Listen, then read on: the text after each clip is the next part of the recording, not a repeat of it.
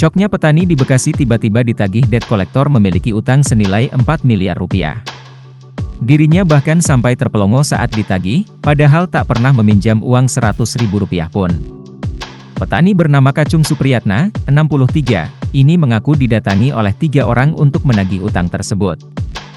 Ia merasa tidak pernah memiliki utang mencapai miliaran rupiah. Bahkan, warga kampung Cikarang Desa Jayamulya Kecamatan Serangbaru Kabupaten Bekasi itu mengaku tidak pernah meminjam uang mencapai 100 ribu rupiah. Kacung pun menceritakan awal mula tagihan sebesar 4 miliar rupiah tersebut. Di mana, 3 orang yang mengaku dari pihak bank mendatangi rumahnya. Mereka meminta Kacung untuk melunasi pinjaman hampir sebesar 4 miliar rupiah dari agunan sertifikat tanah seluas 9.573 meter persegi.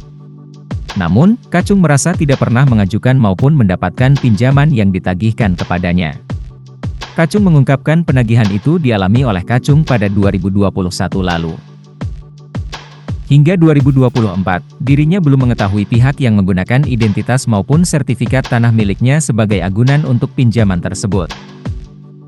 Kasus ini juga telah dilaporkan ke Badan Pertanahan Nasional, BPN, Otoritas Jasa Keuangan, OJK, dan Polres Metro Bekasi.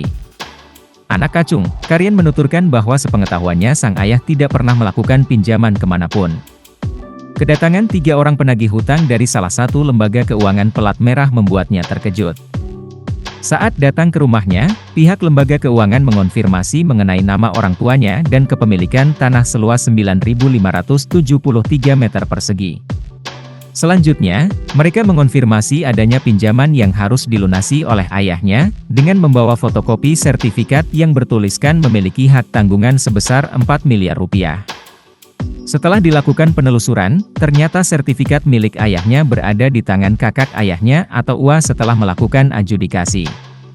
Kakak Kacung, sebagai anak paling tertua yang berhak memegang berkas dan arsip-arsip penting keluarga, memegang peranan dalam kepemilikan sertifikat tersebut. Kakak Kacung mengaku meminjam sertifikat untuk kepentingan pemecahan sertifikat. Keluarga memutuskan untuk melibatkan seorang perantara. Meskipun demikian, hingga saat ini, proses pemisahan sertifikat tersebut belum kunjung selesai setelah hampir 20 tahun berlalu. Tak hanya itu, Karyan juga menemukan banyak kejanggalan saat menelusuri ke kantor notaris, BPN Kabupaten Bekasi, hingga PT Askrindo Indonesia. Dalam berkas-berkas yang dilihatnya selama penelusuran, tanda tangan ayah dan ibunya berbeda di IKTP dan surat penyetujuan hak tanggungan untuk lembaga keuangan hingga adanya surat nikah orang tuanya.